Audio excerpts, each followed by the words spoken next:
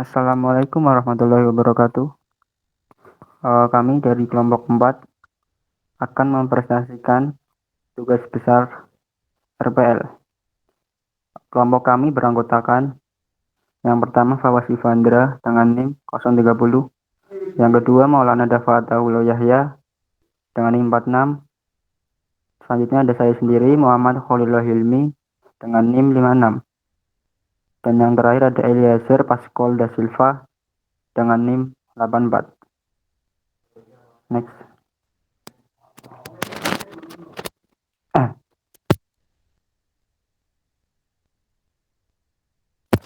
Nama project yang kami buat yaitu adalah Schoolcation.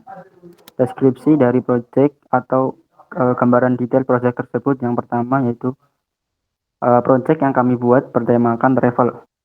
Project yang kami buat merupakan sebuah aplikasi berbasis website yang dimana memiliki berbagai fitur, diantaranya yaitu mencari penginapan, event yang tersedia, dan penginapan terdekat.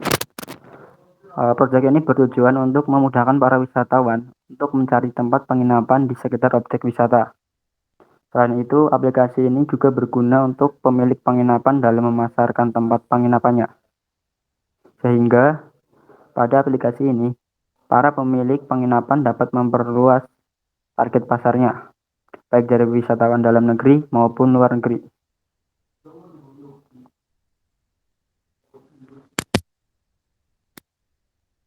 Selanjutnya, yang pertama ada tahapan planning.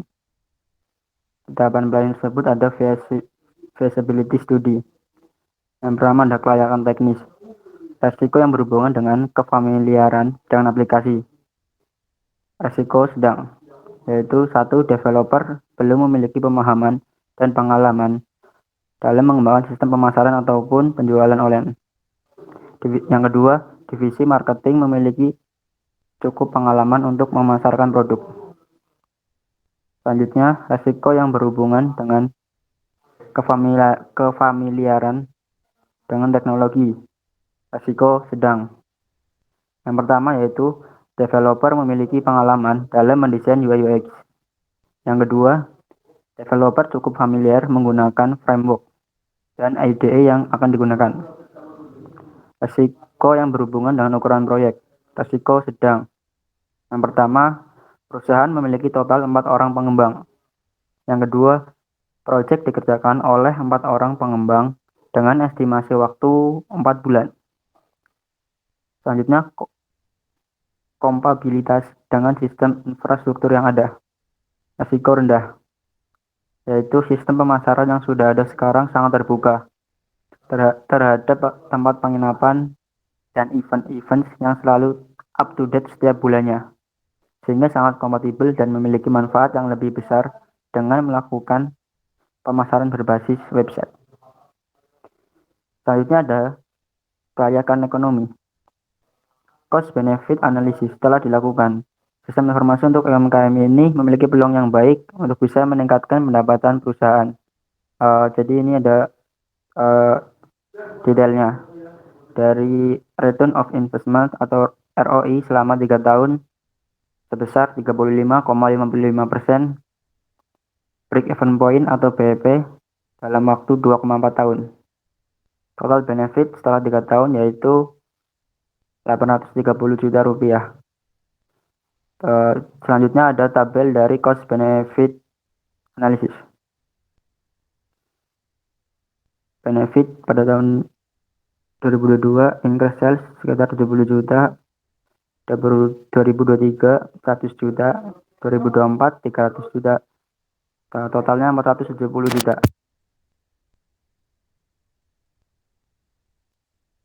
Selanjutnya ada detail-detail juga, lalu ada total benefitnya sekitar yang pertama 100 juta, yang kedua 150 juta, yang ketiga 580 juta, dan yang terakhir 830 juta.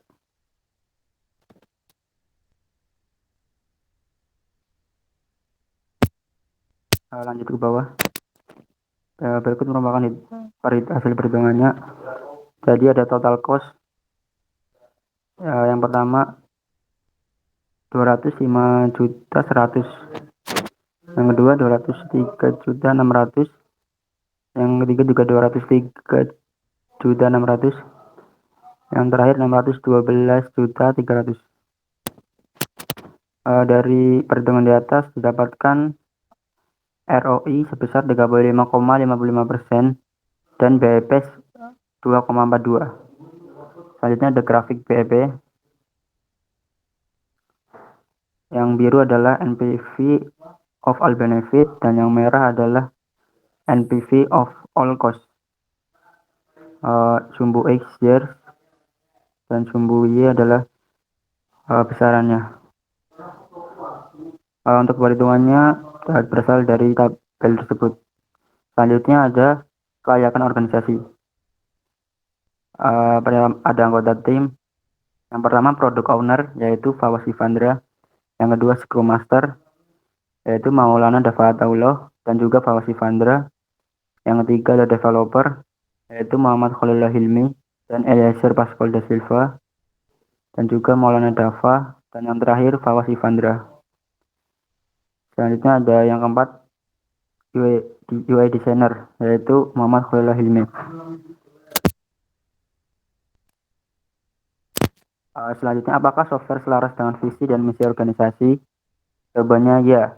Visi dan misi mengembangkan usaha penginapan di semua wilayah.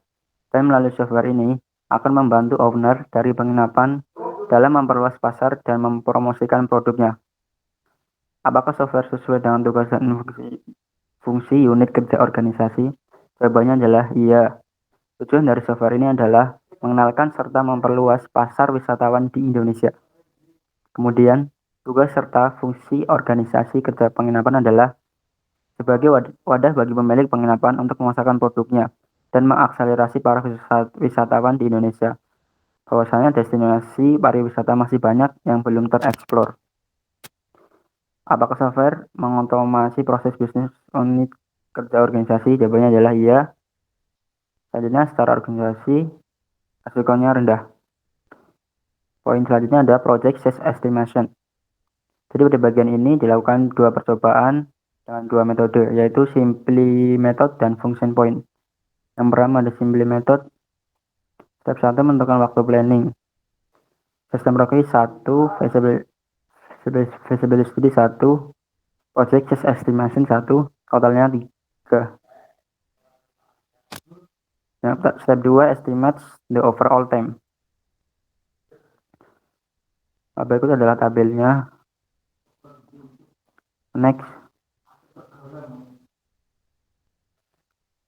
Selanjutnya function point. Step 1 TUFP. Berikut adalah tabelnya. Input output queries files program interface. Lalu total unadjusted function points sebesar 234. Next.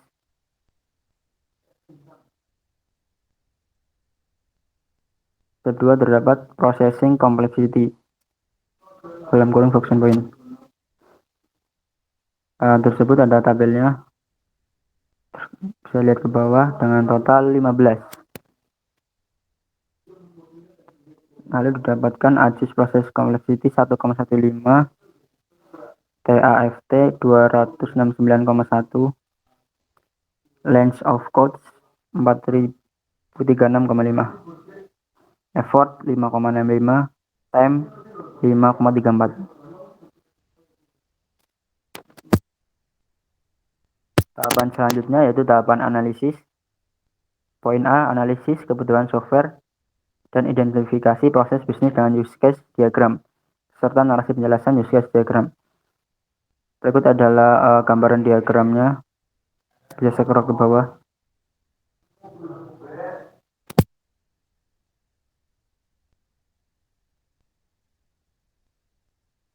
Berikut adalah use case diagram dari user dan admin.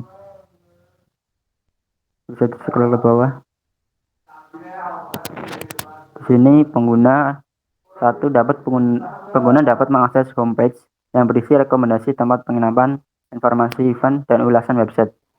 Yang kedua, pengguna dapat mengakses browse page yang terdiri dari memilih tempat penginapan, membayar tempat penginapan, dan detail informasi tempat penginapan. Yang ketiga, Pengguna dapat mengakses event page, memilih event berdasarkan kota, dan detail informasi event. Lalu untuk admin dapat login ke dalam sistem untuk melakukan CRUD. Admin dapat melakukan CRUD pada kategori, admin dapat melakukan CRUD pada bank, admin dapat melakukan CRUD pada item, admin dapat melakukan CRUD pada booking.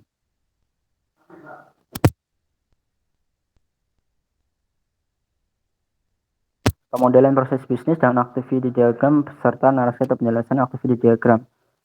Pada case homepage terdapat activity diagram pengguna dan sistem, di mana pengguna masuk tampilan homepage, lalu sistem akan menampilkan halaman homepage. Selanjutnya di halaman homepage tersebut juga terdapat tampilan rekomendasi tempat penginapan dan event. Di sini terjadi percabangan. Jika memilih tempat penginapan, sistem akan menampilkan penginapan yang dipilih. Lalu atau jika memilih event, maka sistem akan menampilkan halaman event yang dipilih. Lalu jika menampilkan penginapan yang dipilih, akan ada tampilan harga, tampilan fasilitas, dan tampilan berapa lama menginap yang ditampilkan oleh sistem. Setelah itu, apakah user memilih booking? Jika iya, akan menampilkan halaman pemesanan. Lalu jika tidak, akan kembali ke halaman homepage. Lalu jika iya, pengguna akan mengisi formulir pemesanan. Lalu dicek apakah pembayaran valid. Jika valid, sistem akan melanjutkan ke sukses atau berhasil. Jika tidak valid, akan kembali ke pengisian formulir pemesanan oleh user. Lalu ke atas lagi tadi,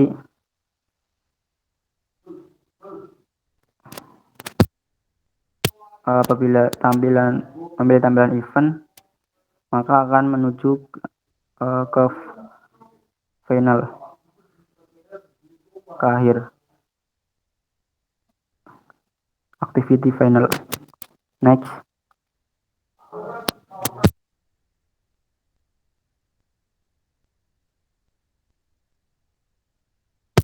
Selanjutnya ada cache browse by. Pertama, pengguna masuk tampilan browse by, lalu sistem akan menampilkan halaman browse by. Di dalam browse by tersebut juga terdapat daftar tempat penginapan. Pengguna akan memilih tempat penginapan. Jika sudah memilih, sistem akan menampilkan penginapan yang dipilih. Di dalam penginapan yang dipilih tersebut terdapat tampilan harga, tampilan fasilitas, dan tampilan berapa lama menginap. Selanjutnya, apakah memilih booking? Jika iya, akan menampilkan halaman pemesanan, dan jika tidak, akan kembali ke halaman browse by. Lanjut, jika tadi iya, user akan diperintahkan untuk mengisi formulir pemesanan. Validasi formulir tersebut, jika valid, akan masuk ke berhasil dan ke activity final. Dan jika tidak, akan kembali ke halaman untuk mengisi formulir pemesanan. Next.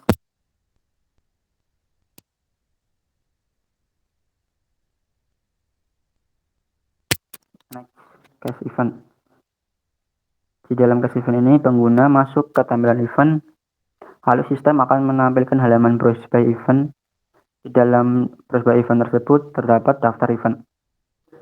Selanjutnya, pengguna akan memilih event, dan sistem akan menampilkan event yang dipilih.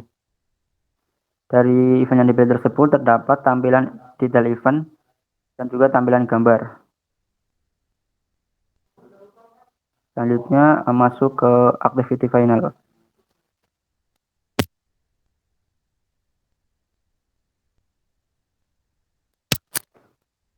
Selanjutnya ada cache login. Pertama, admin akan masuk ke tampilan login admin. Lalu sistem akan menampilkan dashboard admin. Lalu mengisi username dan password untuk admin. Setelah itu tampilan menu dashboard admin. Next.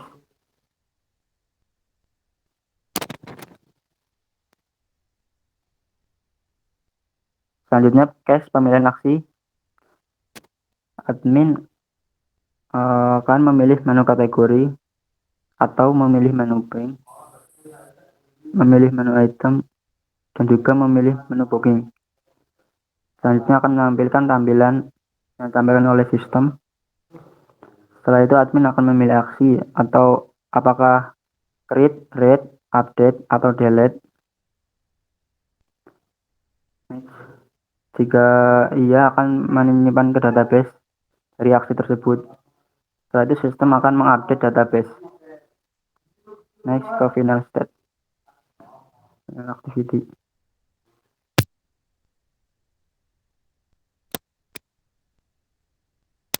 Realisasi proses bisnis dengan sequence diagram.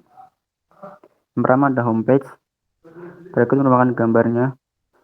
Lalu penjelasannya ke bawah lagi. Pengguna dapat mencari rekomendasi penginapan, lalu muncul tampilan daftar penginapan. Pengguna dapat memilih penginapan, lalu muncul tampilan detail tempat penginapan. Jika pengguna memesan penginapan, masuk ke bagian booking, lalu masuk ke menu booking untuk mengisi formulir dan melakukan validasi pada sistem yang mengembalikan nilai pada sistem tersebut dan memberikan pesan konfirmasi bahwa pesanan tersebut berhasil. Lalu jika batal memesan, maka akan kembali ke bagian rekomendasi penginapan.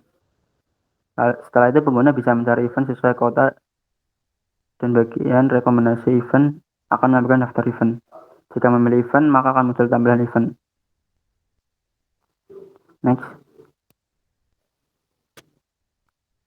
Yang kedua ada browse by. Pengguna dapat mencari rekomendasi penginapan, lalu muncul tampilan daftar penginapan. Pengguna dapat memilih penginapan, lalu muncul tampilan detail tempat penginapan. Jika pengguna memesan penginapan, masuk ke bagian booking, lalu masuk ke menu booking untuk mengisi formulir dan melakukan validasi pada sistem yang mengembalikan nilai pada sistem tersebut dan memberi pesan konfirmasi bahwa pesanan tersebut berhasil. Lalu jika batal memesan, maka akan kembali ke bagian rekomendasi penginapan. Yang ketiga ada event. Berikut merupakan gambarnya. Next.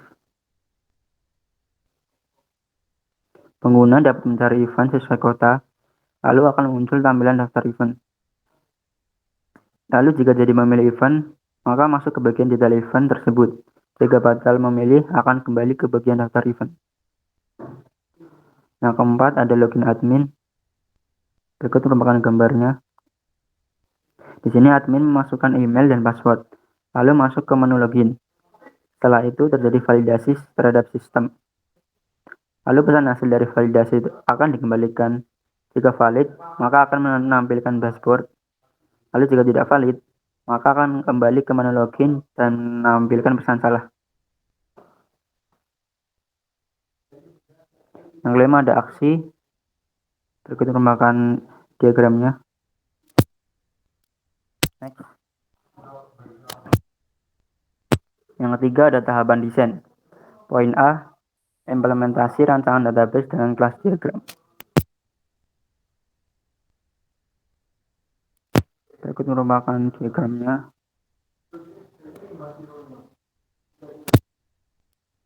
Next.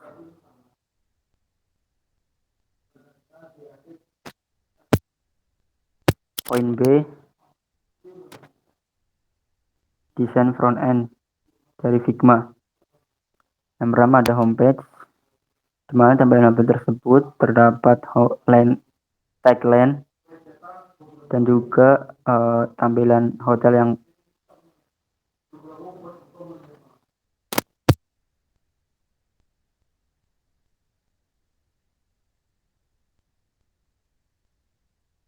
berikut merupakan tampilan dari Figma tersebut. Yang pertama ada tagline, scroll ke bawah, terdapat tampilan hotel yang paling dicari. Next. Setelah itu ada penginapan dengan halaman asri. Next, hotel dengan living luas, hotel dengan dapur yang luas. Next. Dan juga ada stories dari Happy Family. Kembali ke atas lagi, mungkin bisa diklik. Lalu tadi jika diklik, ya sekarang akan menuju ke page Bruce Bay, di mana user bisa memilih penginapan berdasarkan kota. Yang pertama ada kota Surakarta, berisi hotel-hotel, dan juga ada pilihan populer tersebut. Selanjutnya ada kota-kota lain, yaitu kota Denpasar. Mungkin bisa diklik hotelnya. Lalu jika memilih hotel tersebut akan masuk ke detail dari hotel yang berisi gambar, deskripsi penginapan, fasilitas, dan juga menu untuk melakukan booking. Selain itu di bawahnya terdapat event-event yang tersedia di sekitar hotel tersebut.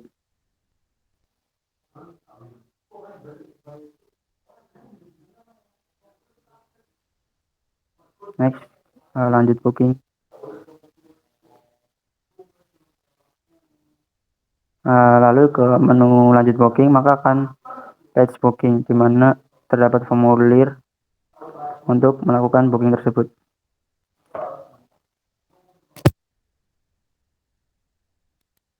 Next.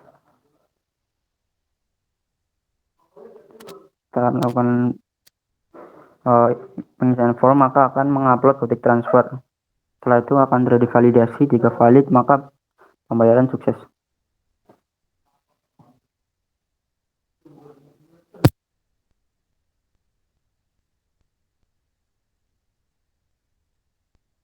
Mungkin bisa back to home. Setelah itu menu event. Di dalam menu event ini terdapat event-event yang sudah diklasifikasikan berdasarkan kota-kota.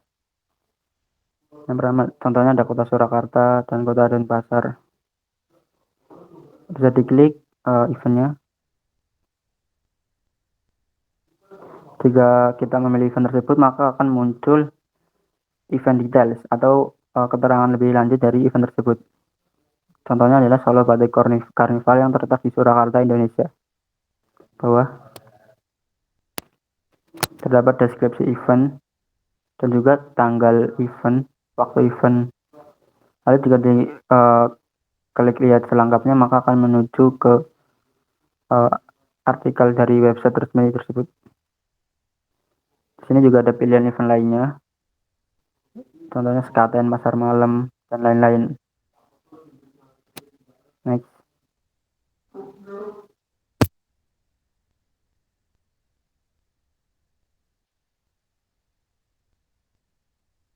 Mungkin bisa kembali ke Google Docs.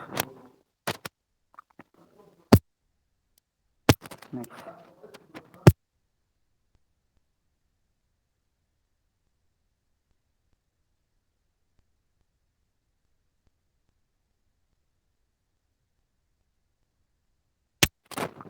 Sini juga ada login page. Mungkin yang sebelah kanan, login page, di mana admin bisa melakukan login untuk masuk ke dashboard. Kembali ke Docs.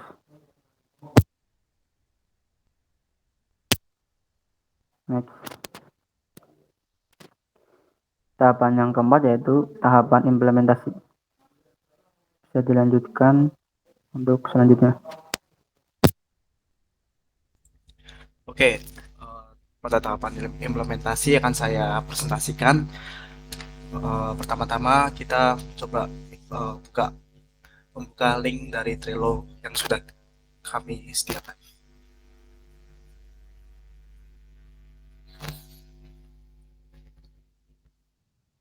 Ini merupakan gambaran umum dari Trello yang akan kami gunakan untuk memanajemen proses developnya.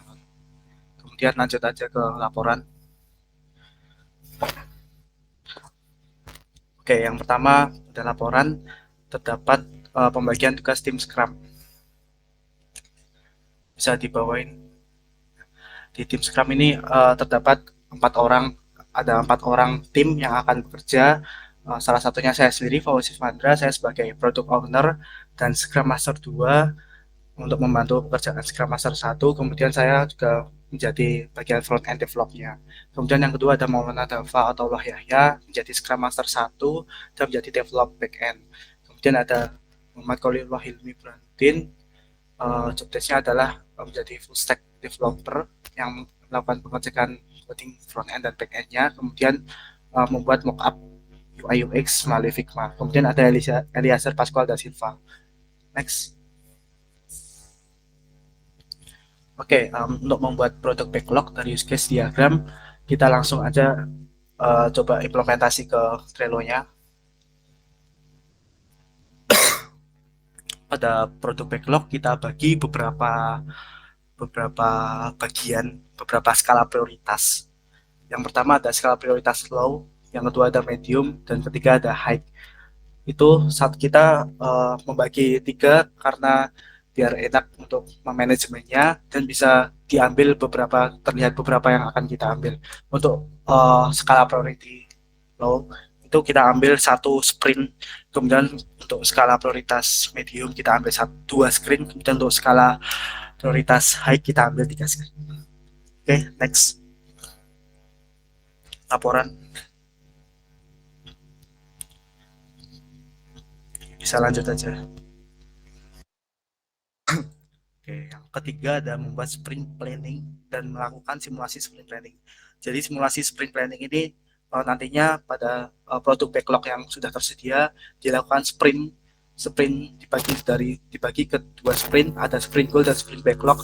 Nantinya pembagian ini akan diurus oleh Scrum Master dan langsung diimplementasikan aja ke Trello.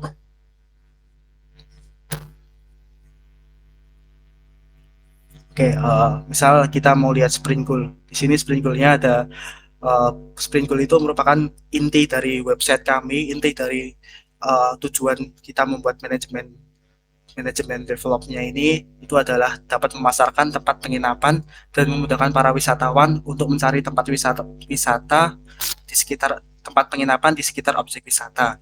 Kemudian di sprint backlog kita ambil beberapa sprint dari beberapa skala prioritas produk backlog. Oke, next.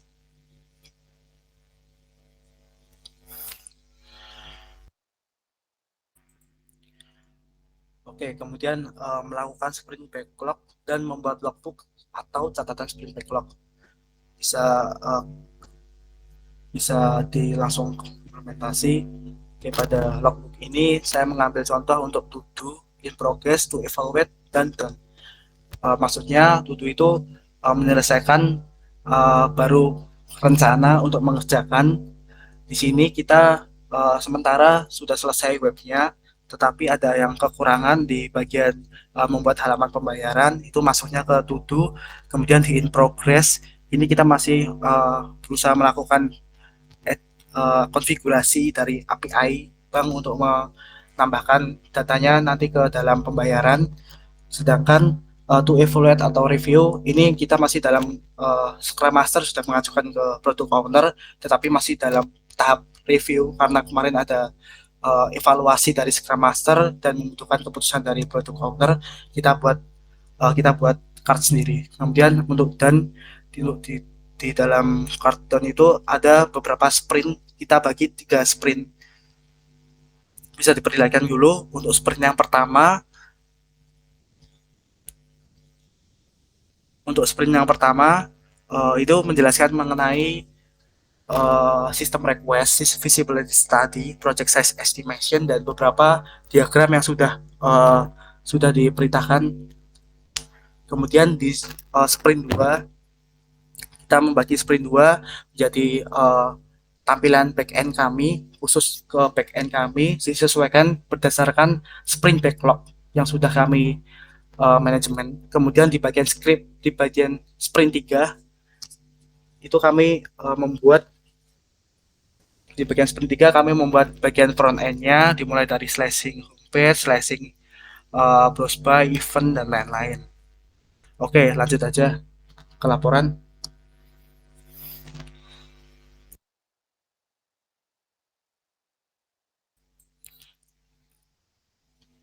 Oke, selanjutnya melakukan daily scrum dan membuat logbook atau catatan daily scrum saat melakukan sprint execution. Di sini kita melakukan pertemuan secara offline dan Google Meet. Karena kebetulan kami bertiga berasal dari Solo. Kemudian pada daily scrum yang pertama pada tanggal 17 Juni 2022 ini kami melakukan pertemuan melalui Google Meet untuk membahas pembuatan diagram feasibility study dan project size estimation. Kemudian pada daily scrum kedua melakukan pertemuan melalui Google Meet juga untuk membuat desain mockup dengan Figma dan berdiskusi mengenai kebutuhan fungsional. Kenapa kita tidak bertemu secara offline? Karena mungkin itu tidak seribet jika implementasi. Bisa masuk selanjutnya pada daily scrum tahap ketiga kita mulai melakukan pertemuan secara offline agar lebih intens. Kemudian tanggal pertemuannya adalah tanggal 3 Juli 2022 untuk membuat dashboard admin dan konektivitas database untuk mengurus bagian back-end-nya. Kemudian pada daily scrum yang terakhir kami bertemu secara offline untuk melakukan fix seluruh codingan dan pada tanggal 6 Juli 2022 kita menyelesaikan seleksi mockup UI ke dalam tampilan website-nya dari Figma kami terapkan ke tampilan website-nya. Oke, selanjutnya melakukan sprint review dan membuat logbook atau catatan sprint review. Untuk bagian ini kami mengambilkan beberapa sprint yang sudah saya jelaskan sebelumnya. Untuk sprint 1 tahapan analisa desain, kemudian ada tahapan activity diagram, kemudian untuk sprint 2 ada beberapa tahapan back end, kemudian untuk sprint 3 ada tahapan front end. Kita coba ulas satu-satu dari sprint 1. Oke, di sprint 1 ini ada review plus problemnya. Ini kita melakukan beberapa task pekerjaan pada sprint 1. Ini merupakan pekerjaannya dari feasibility study sampai use case diagram. Kemudian di sebelahnya ada estimasi atau jam. Estimasinya itu berapa jam yang kita perlu selesaikan untuk mengerjakan pekerjaan tersebut. Kemudian Kamis, Jumat, Sabtu, Minggu itu merupakan hari di mana kita melakukan pekerjaan tersebut. Kemudian kita coba lihat ke bawahnya, itu merupakan tampilan card dari tabel yang sudah disediakan. Kami buat cardnya untuk remaining effort itu merupakan sisa waktu dari kerjaan kita. Kemudian untuk ideal burn down itu merupakan waktu ideal kita melakukan menyelesaikan tugasnya. Di situ terlihat grafiknya ada yang turun, artinya kalau turun kita terlalu lama mengerjakan di bagian itu. Kemudian kalau melebihi batas dari garis kuningnya, kita terlalu cepat untuk mengerjakan pada hari itu juga. Oke, next saja. Saya jelaskan satu lagi di sprint 2 sama kita membuat task dari sprint 2, membuat database-nya, membuat CRUD dan lain-lain, mengurus mengenai back end. Kemudian ada estimasi dan ada hari di mana kita mulai mengerjakan. Oke, kemudian masuk ke cardnya sama seperti yang tadi saya jelaskan. Jika remaining effort itu merupakan waktu selesai dalam pekerjaannya, kemudian ideal burn down itu waktu pekerjaan itu harus selesai sedemikian rupa. Oke, next aja. Lanjut ke tahapan selanjutnya pada Trello. Sprint 3 dilewati aja karena sudah saya jelaskan sebelumnya.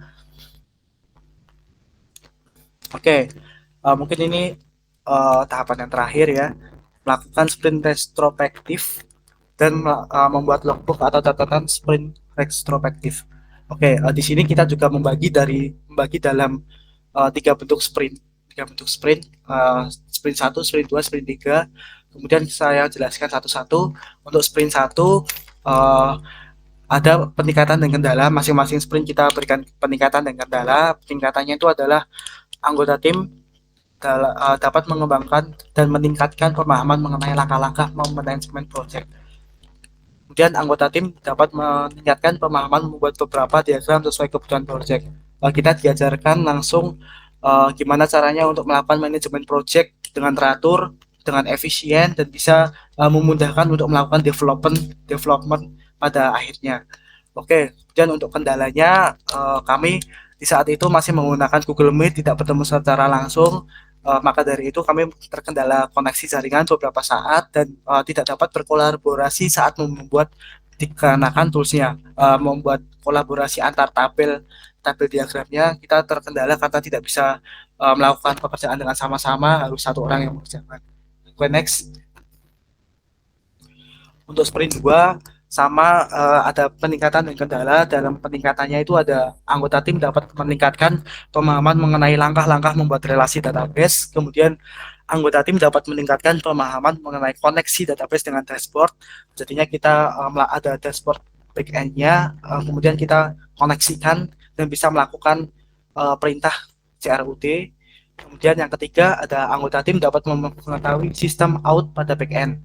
Oke, masuk ke kendala. Dalam kendala pada bagian ini, kami terkendala waktu untuk menghubungkan seluruh tabel pada back-end ke front-end, sehingga hanya sebagian tabel yang terintegrasi dengan front-end. Jadinya kita membuat tabel pada dashboard. Kita membuat tabel pada dashboard, tidak semua yang bisa terintegrasi ke front-end. Untuk lebih lengkapnya nanti akan dijelaskan di implementasi coding. Lanjut ke sprint 3. Lanjut ke sprint 3 itu ada peningkatan dan kendala juga. Sprint 3 itu merupakan bagian front end. Yang pertama ada peningkatannya, ada anggota tim dapat meningkatkan pemahaman mengenai langkah-langkah slicing dari Figma dan di-develop ke dalam website. Jadi kita bisa lebih paham cara bagaimana untuk membuat Figma dan kemudian dibuat lagi menjadi website seperti itu. Kemudian yang kedua ada anggota tim dapat meningkatkan skillnya dalam mendesain suatu web dengan CSS. Jadi kita putuskan untuk tidak sama sekali menggunakan framework CSS. Itu dikarenakan tim kami memilih untuk memulai CSS dan belajar untuk bisa lebih banyak kompatibel dengan hal-hal lain tanpa menggunakan framework nantinya. Bisa mengerti sintak-sintak dan lain-lain. Kemudian untuk kendala, kami kurangnya pemahaman dan pengetahuan untuk melakukan integrasi API untuk melakukan pemesanan hotel. Jadinya kita masih terkendala untuk mengintegrasikan API dari beberapa website untuk kami masukkan ke dalam tahapan pembayaran nantinya. Oke, lanjut aja. Lanjut ke implementasi coding, saya jelaskan sedikit mengenai GitHub-nya. Implementasi dari program kami dilihat dari progress commit-nya. Nantinya kita commit dari awal pekerjaan, kita pisahkan dua bagian front-end dan back-end-nya. GitHub-nya dikarenakan kami masih terkendala dalam melakukan konektivitas dari database ke dalam front-end-nya, sehingga kami memutuskan untuk membuat dua GitHub agar bisa mudah mendevelop masing-masing pekerjaan dari kami sendiri. Oke, kita coba melihat untuk front-end-nya, GitHub front-end.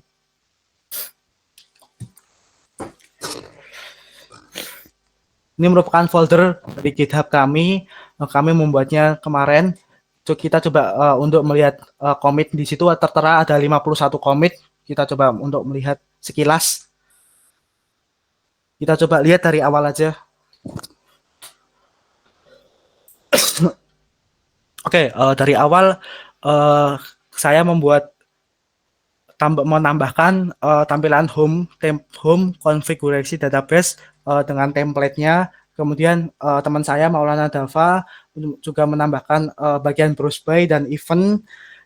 Kemudian ada Hilmi menambahkan stories dan booking dan edit footernya. Jadi kami membagi front end itu kami membagi ada tiga tim member. Kita bagi tahapannya. Untuk saya sendiri membuat home dan mengonfigurasi database. Kemudian untuk Dava membuat Bruce Boy dan event, kemudian untuk Hilmi membuat stories dan booking. Kita manajemen seperti itu. Kemudian lanjut ke bagian back end-nya. Kita lihat GitHub di back end-nya.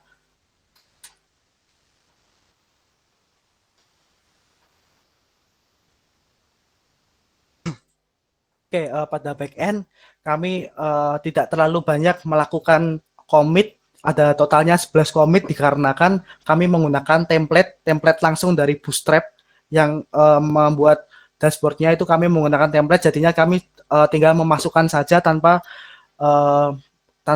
harus membuat desainnya terlebih dahulu. Kemudian kami hanya mengerjakan bagian konektivitas database dan lain-lain. Kita bisa cek dari komitnya.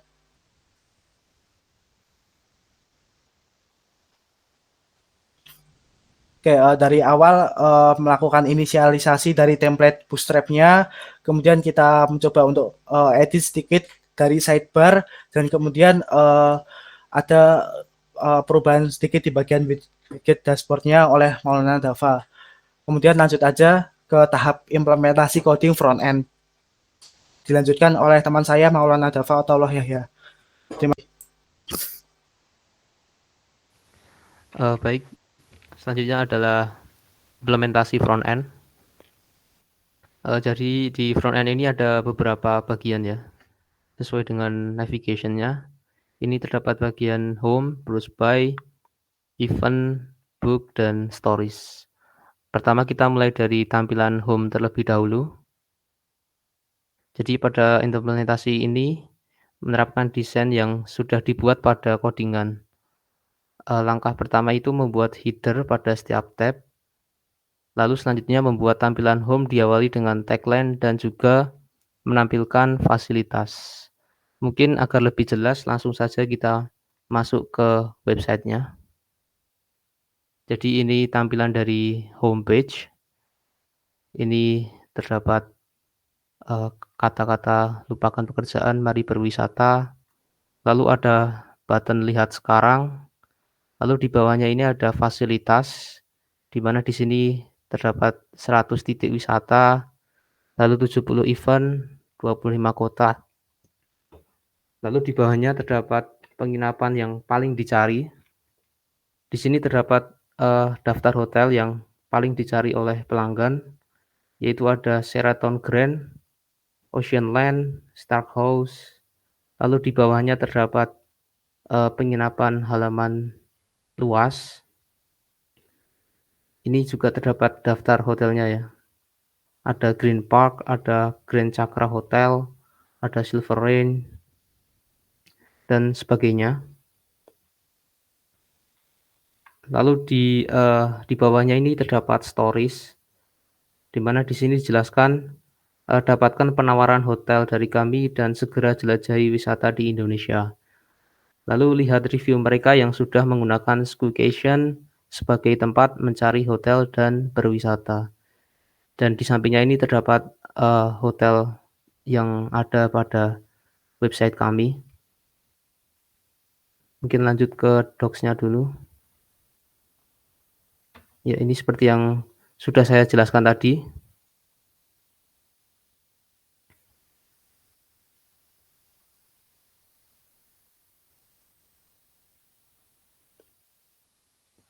Dan pada bagian ini bisa melihat detail hotel ya. Pada bagian penginapan paling dicari ini. Jika kita klik buttonnya itu, lihat detail. Menuju ke halaman baru yang berisi detail informasi hotel. Mungkin kita bisa praktekkan. Seperti ini, lihat detail. Kita klik. Nah, ini akan muncul ke halaman detail. Di halaman detail ini berisi informasi mengenai hotel yang kita klik tadi, yaitu Sheraton Hotel, beserta dengan fasilitasnya. Jadi ini ada icon AC, ada kulkas, ada TV, ada WiFi. Lalu di sampingnya ini ada harga per malamnya. Ini harganya sekitar 900.000 per malam. Lalu di bawahnya ini terdapat pilihan event yang tersedia di sekitar kota tersebut. Jadi ini di Kota Surakarta terdapat event Solo Batik Carnival, Sekaten, Pasar Malam. Lalu di sini juga ada tombol Book Now. Jika kita ingin memesannya, kita tinggal klik tombol Book Now. Mungkin lanjut ke docs-nya dahulu.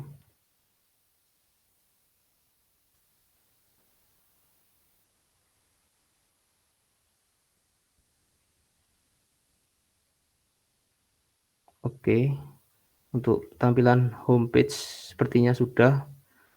Lalu kita lanjut ke tampilan browse by. Ini berisi hotel-hotel yang tersedia yang sudah dikelompokkan berdasarkan kota-kotanya. Jadi di sini kita juga membuat page baru yang dimana merupakan informasi detail terkait hotel yang dipilih. Mungkin kita bisa lihat tampilan dari browse by. Ya, jadi ini tampilannya. Terdapat berbagai kota seperti kota Surakarta, lalu kota Denpasar, kota Yogyakarta. Jadi di sini terdapat daftar hotel berdasarkan kota-kotanya. Kita kembali ke laporannya lagi. Nah, ini dicontohkan mengeklik salah satu hotelnya ya dari browse by. Kita klik, dilihat detail. Nah, ini tampilannya sama kayak tadi. Ini sama-sama detail page. Jadi ini juga sama menjelaskan detail dari hotelnya beserta dengan fasilitas, kemudian harganya per malam berapa. Lalu jika ingin memesan tinggal klik button Book Now dan terdapat pilihan event yang tersedia juga. Kita kembali ke laporan.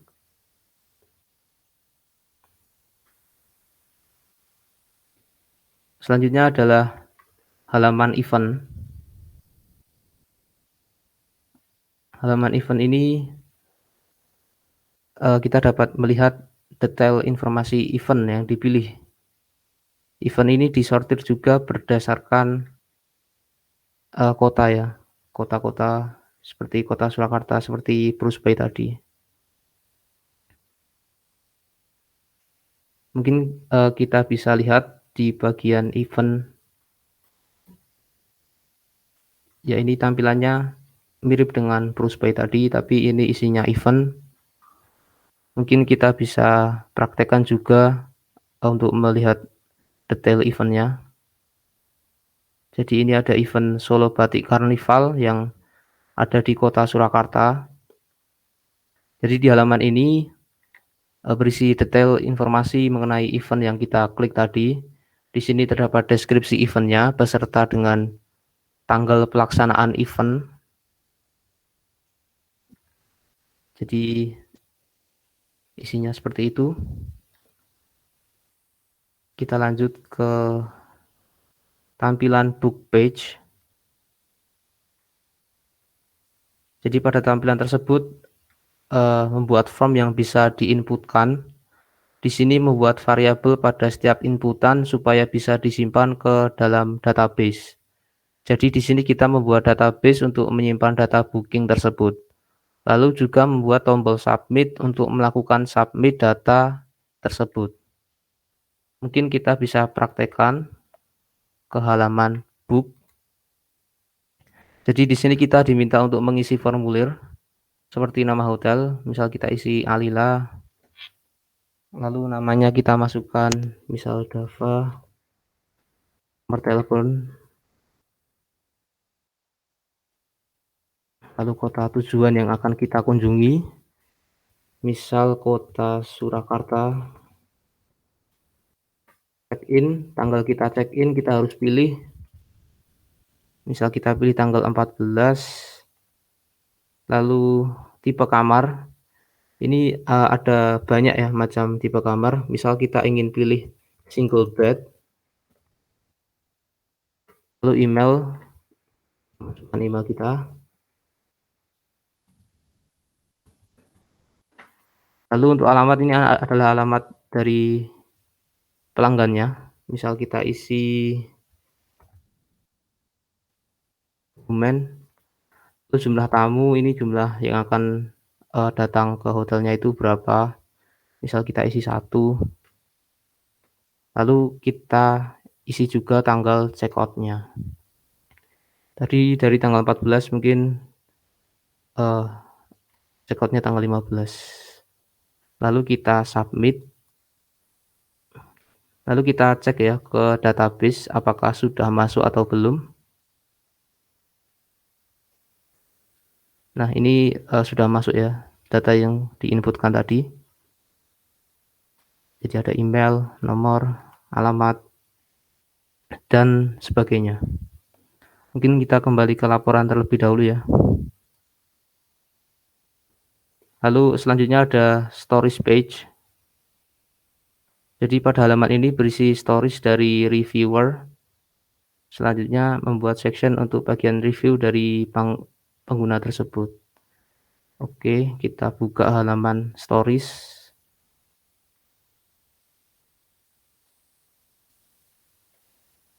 Ya, jadi halaman stories ini singkatnya adalah halaman reviewer dari pengguna website Schoolication ini. Ini reviewnya ada bintangnya, terus ini ada gambar foto dari reviewernya, ada komentarnya, dan ini kita juga bisa geser review dari para penggunanya.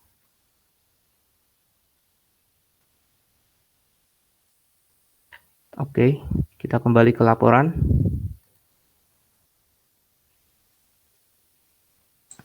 Permisi, Dav. Ya. Bisa dijelasin untuk responsifnya? Oh ya, responsif. Oke. Mungkin kita cek bagian ini ya, bagian reviewer. Untuk kita cek responsivitasnya. Jika dibuka melalui smartphone. Nah, ini misal menggunakan device iPhone 12 Pro. Ini sudah terlihat responsif ya jika dibuka pada device iPhone.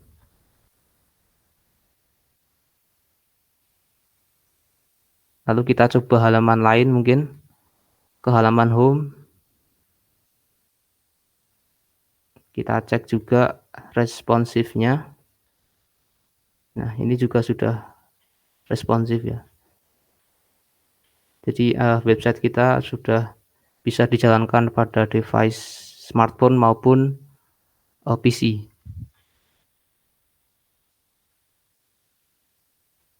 Oke.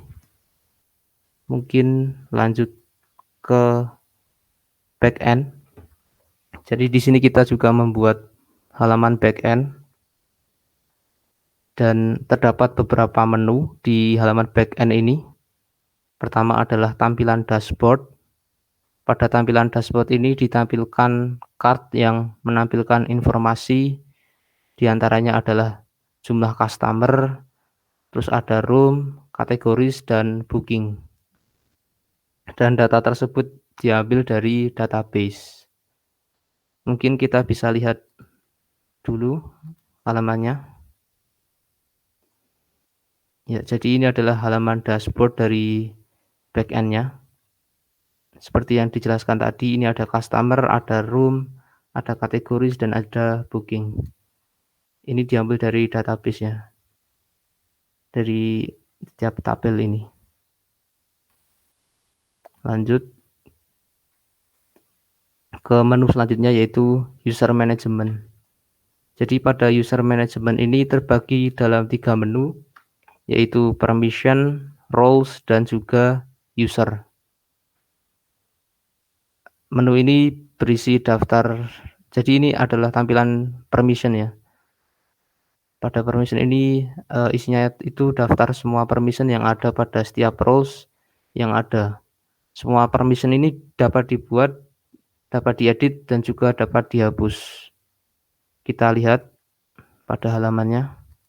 Ini ada permission. Nah, ini segala permission yang ada pada role. Jadi ada permission access, ada permission view. Ini gunanya untuk membuat role antara super admin atau mungkin admin biasa, dan kita juga bisa mengeditnya. Atau kalau mungkin kita ingin mendelete juga bisa. Misal kita delete ya, boundary access, atau mungkin yang tidak terlalu penting, user management view.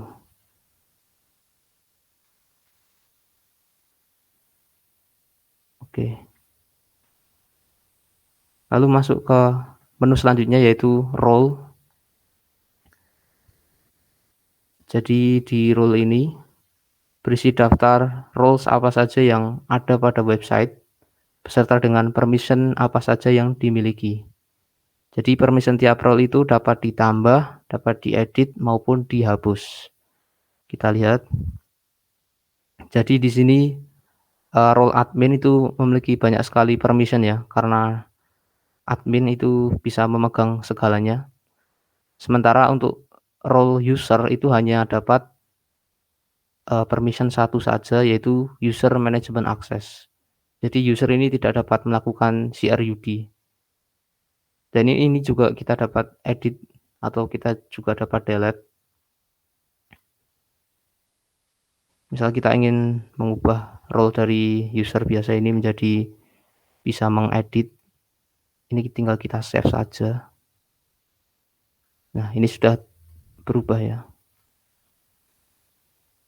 Atau jika kita ingin menambahkan role baru juga bisa. Misal admin advance. Terus permisinya kita pilih role edit atau role create, role view,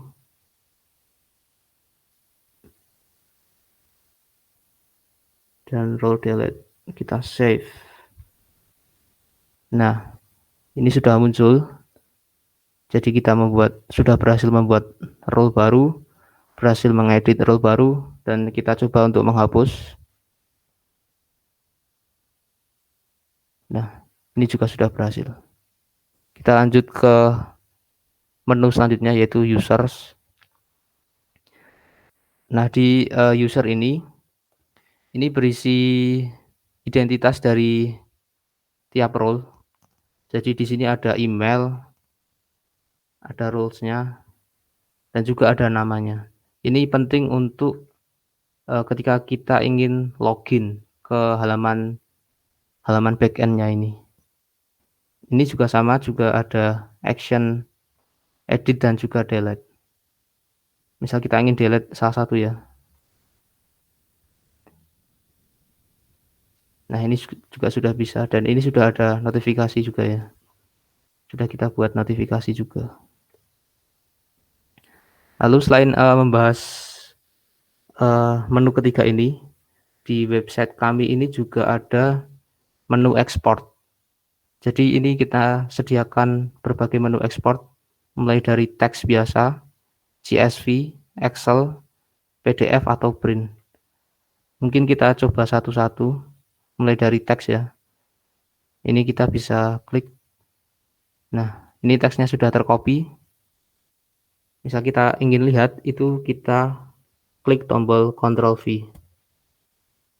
Nah, ini sudah terpaste dari tabel yang ada pada website. Lalu jika kita ingin coba ekspor ke CSV, ini juga bisa.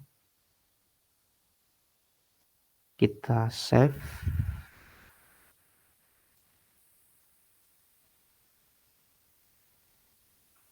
Nah, ini juga sudah bisa terekspor pada file CSV. Lalu ke file Excel.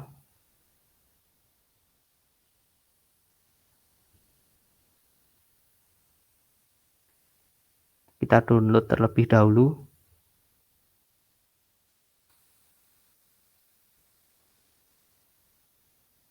Nah, ini juga sudah ada header-nya, sudah ada tabelnya sesuai dengan website.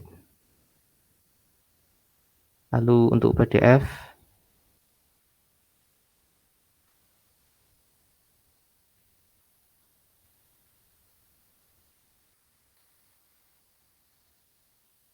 nah ini juga sudah bisa diekspor melalui PDF juga.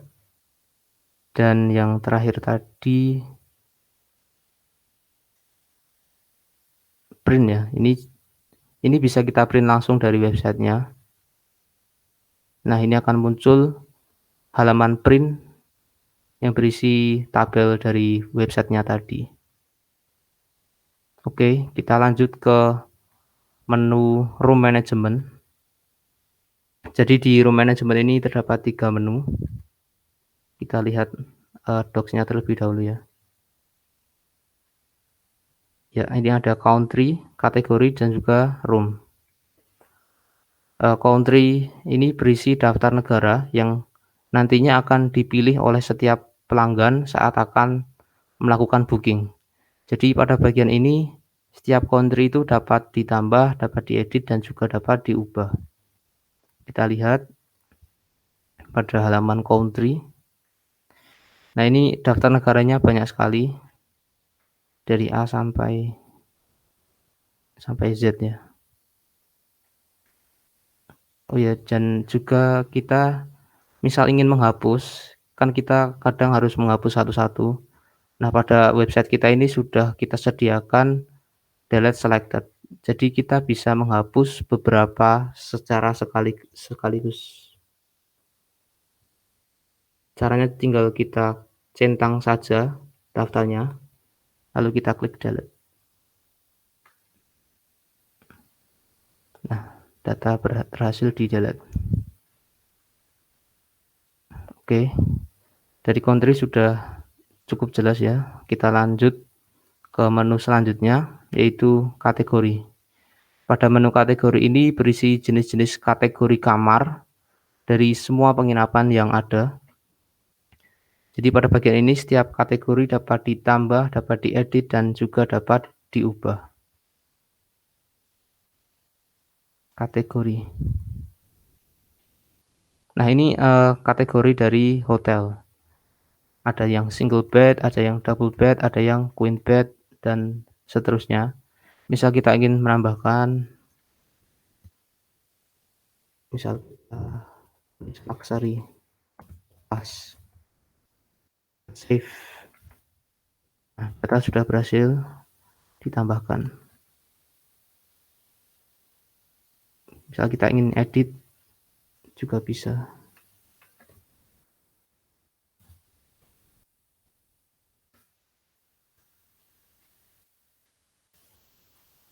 Ya, sudah berhasil juga. Dan juga kita delete. Delete juga sudah berhasil.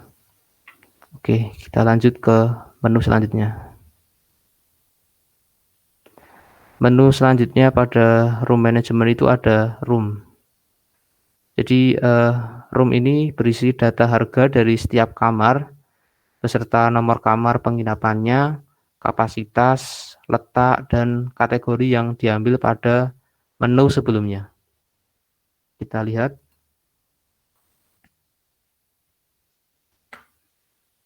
Nah, ini kategori ini diambil dari menu kategori sebelumnya.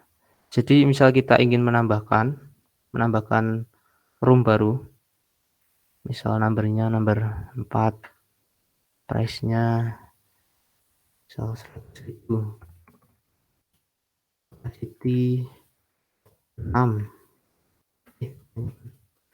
misal.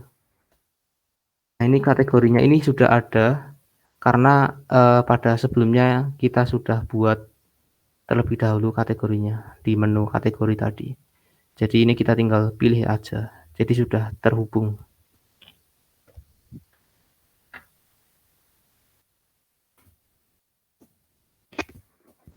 Coba tambahkan. Ya, sudah berhasil.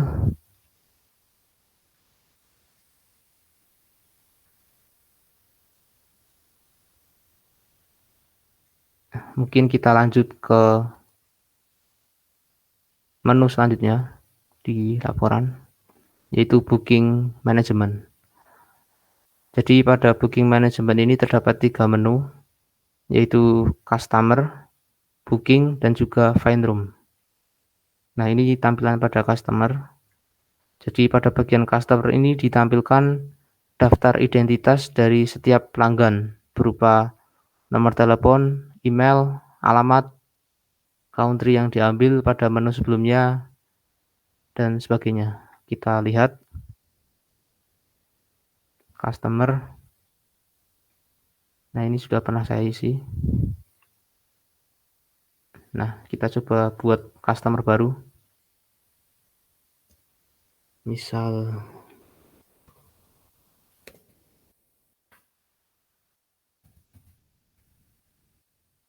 emailnya.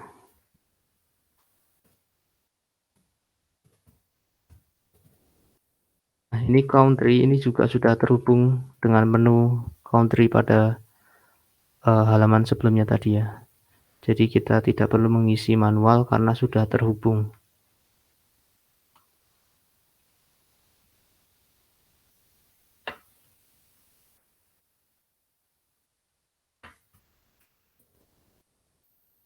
Kita save. Nah, sudah tambah ya. Ini juga bisa edit dan juga delete. Dan saat delete juga bisa.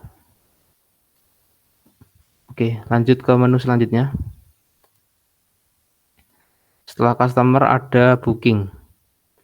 Nah, pada menu ini ditampilkan informasi transaksi booking yang dilakukan oleh pelanggan.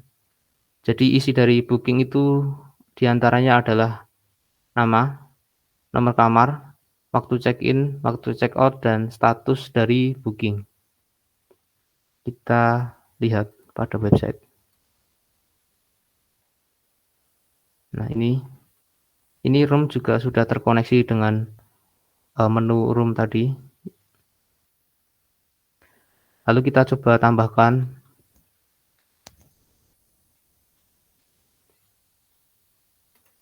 Nah, ini dari customer juga sudah terhubung. Jadi kita harus buat customer dulu, baru bisa membuat booking. Karena saling terhubung. Room juga terhubung juga. Jadi kita tinggal mengisi waktu check-in-nya. Misal kita buat tanggal segini.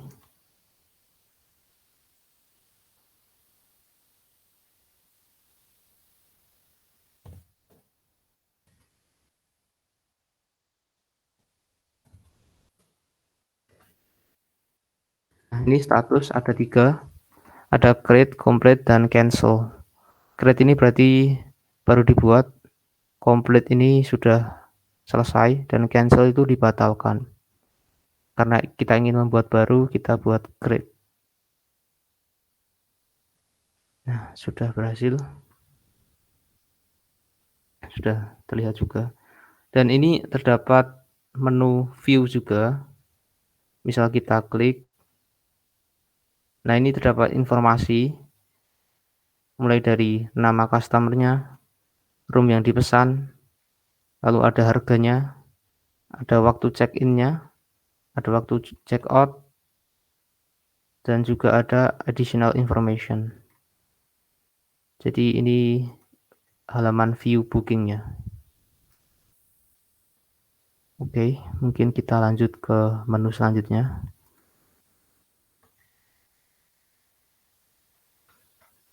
Lalu menu selanjutnya itu adalah find room. Menu ini berfungsi untuk mencari status dari sebuah room yang sedang di-booking berdasarkan rentang tanggal. Sehingga hal ini akan mempermudah dalam mengatur tersediaan room pada suatu penginapan. Kita buka halaman find room. Nah, ini kita bisa mencari sebuah booking berdasarkan rentang waktu. Misal rentang waktunya dari tanggal 29 sampai tanggal 31. Kita search. Nah, ini dilihatkan daftar booking ya, yang tertera pada tanggal tersebut beserta room number. Jadi kita bisa tahu pada tanggal segitu itu ada ada bookingan apa aja pada hotel tersebut. Oke, kita lanjut ke menu selanjutnya.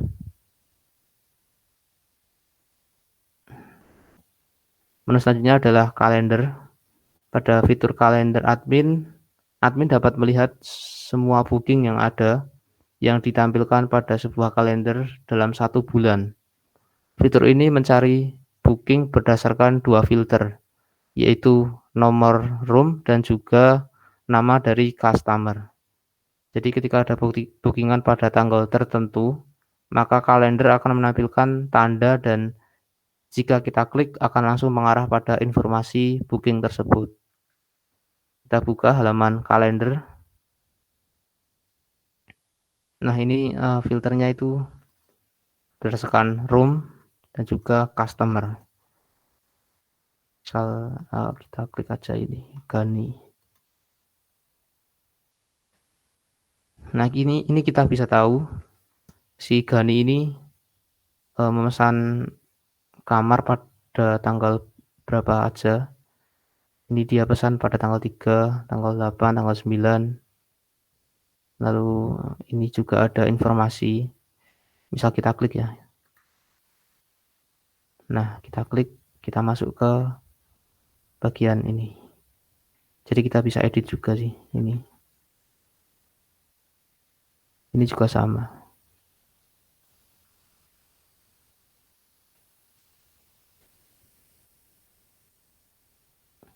Ya, mungkin dari halaman kalender sudah cukup. Mungkin bagian backend juga sudah cukup. Kita lanjut ke kesimpulan. Baik, pada kesimpulan tersebut, yaitu dalam pengembangan rekayasa perangkat lunak diperlukan tahapan-tahapan khusus agar dalam pengembangan jadi lebih mudah dan juga tertata. Dalam pengembangan tersebut biasanya dikerjakan dengan tim.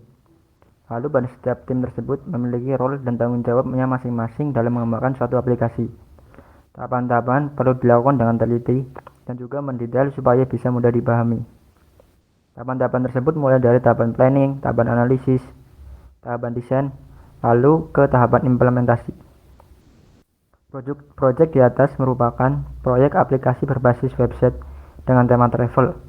Nama project website yang dibuat tersebut yaitu Squeacation, yang dimana project tersebut menampilkan tempat penginapan dan juga penawaran tambahan, yaitu bisa menampilkan event-event yang akan dilaksanakan di sekitar tempat penginapan tersebut, sehingga user tersebut tidak ribet untuk memilihkan destinasi yang akan dituju.